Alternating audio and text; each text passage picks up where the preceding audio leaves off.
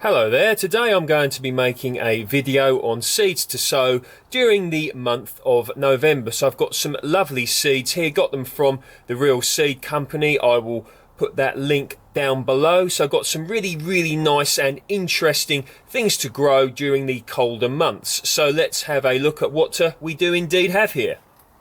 Right, so we have got Ohnivec hot peppers.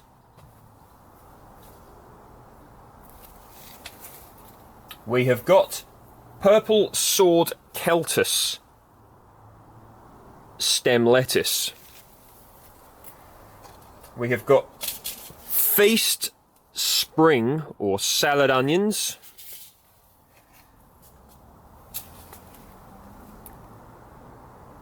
Coquille de Louviers corn salad, lamb's lettuce. Komatsuna, Japanese green. Now these look really exciting. Manchester table carrot. Now listen to this. An old English culinary variety, strong plants with full flavoured orange roots, finally back in the catalogue after a 6-year project to regenerate it from a seed bank sample. Do consider saving your own seed. So, amazing, eh? And here, Oskar, very dwarf early pea. So the way I'm going to be growing these is, you can see I've got these plastic trays that they're sitting in, and what these are the top bit of windowsill propagators. You've seen me use these a lot in the past. And I've got different sized pots. And I'm basically going to sow them in the pots, and in the pots contains multi-purpose compost. So we're going to start off with the spring onions. So all I'm simply going to do is to get my spring onions seeds like this. Lovely, don't they? And I'm going to simply proceed to just scatter them relatively finely, thinly, whatever the term you want to use, into the growing medium of the multi-purpose compost. I'm going to go a little bit heavier with that.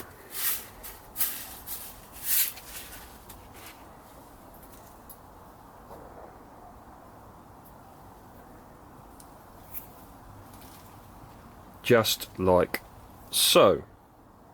Not too thick, not too thin.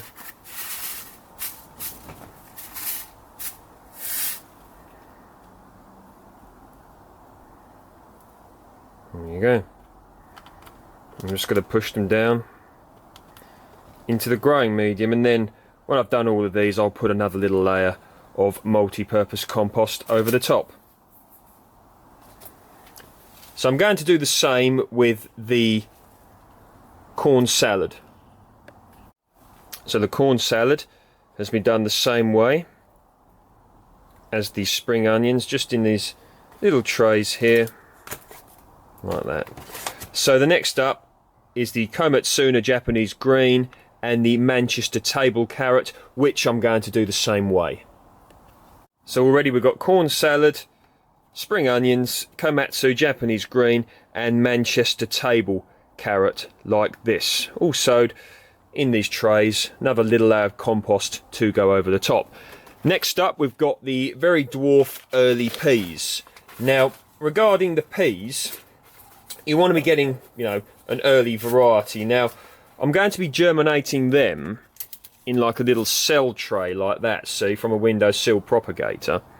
And I'm simply going to just put them in.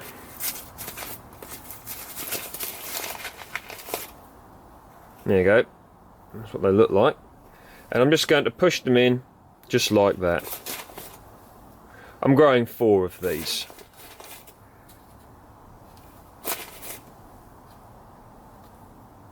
Cover up again. Just like that. I've got my labels here with my variety on and what it is, and I'm going to be sticking them that way up. so that when I water them, it doesn't water off the name of what they are, because it's nice to know what you're growing, I think. Right, next up. Now, again, some incredibly cool stuff here. Now, these hot peppers, these sound absolutely brilliant. Listen to this. An early and very hot pepper loaded with fruit, up to 1 foot long and 2 inches wide, starting a wonderful pale yellow and ripening through orange to red. So, you know, the idea of these, it just sounds amazing to me. So the way that I'm going to sow these, I'll show you one, is I'm simply going to get my seed and just pop it on like that. You can see that there, look. It's there. And I'm going to pop it down. I'm growing these in relatively large pots because I'm going to be keeping these inside, because of course they're not frost hardy in any way.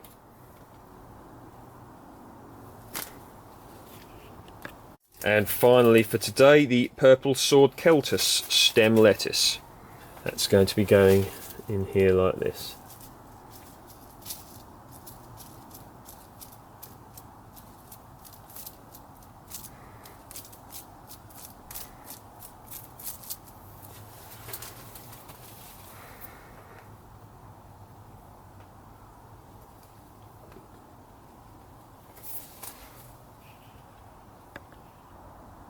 There you go, put the other layer of compost over the top. So these are going to go inside on a south-facing windowsill because I want to give them the best possible chance for germination. So why have I chosen these varieties? Well, spring onions, you know, they germinate lovely, and I can even keep them in these little trays here and get a little crop out of them. The corn salad will crop nicely in here, and once again I can leave them in here if I wish. The greens, same thing again. The table carrots, now that's an intriguing thing. I want to try out this variety. I want to germinate them, you know, this time of year, because I want to see what they're like. I can always transplant them at a later date, and I can even leave them in here as little mini carrots. I've got no problem with that. The peas, germinate them in here, plant them out, you know, at a later date. Now, the hot peppers, of course, they are not hardy in any way, as I explained. So these will be staying in these containers until probably well into next year, probably, you know, into like maybe May time, or at least probably March or April, which I may put them out here in the polytunnel, but we'll see. But so I want to give them in big containers as possible, because these could be, you know, a relatively long-lived plant if I treat them correctly. And the purple sword Celtuce, got that in here simply because, you know, they produce these lovely lettuce sort of things with like a lovely spear and then the leaves on top. They just look really nice, so that's why I'm growing those. So everything here is hardy when it's mature, except the peppers. So when you're sowing seeds at this time of year, you know, you really want to be sowing hardy things if you're going to be putting them outside at a later date. But I certainly recommend people to germinate them, you know, inside really at this time of year, because we're getting low temperatures. So there we go. So how am I going to care for these? So they're going to go on a south-facing windowsill, as I explained.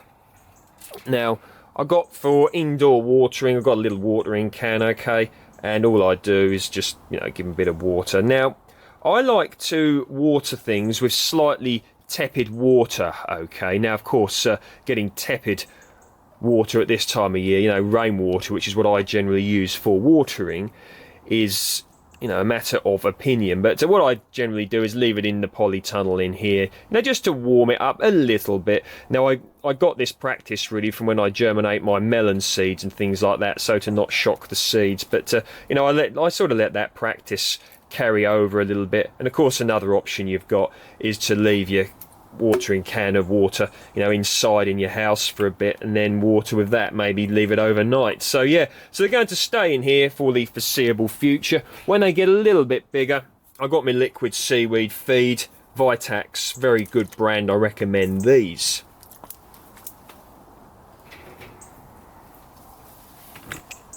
there you go, people. So that's what you can sow in November. Any comments, questions or whatever, please feel free to post below. Got the Instagram, Dan_Home Gardens, if you're interested. And if you like my work, please feel free to like, share and subscribe. And I hope you're having a lovely autumn. See you next time.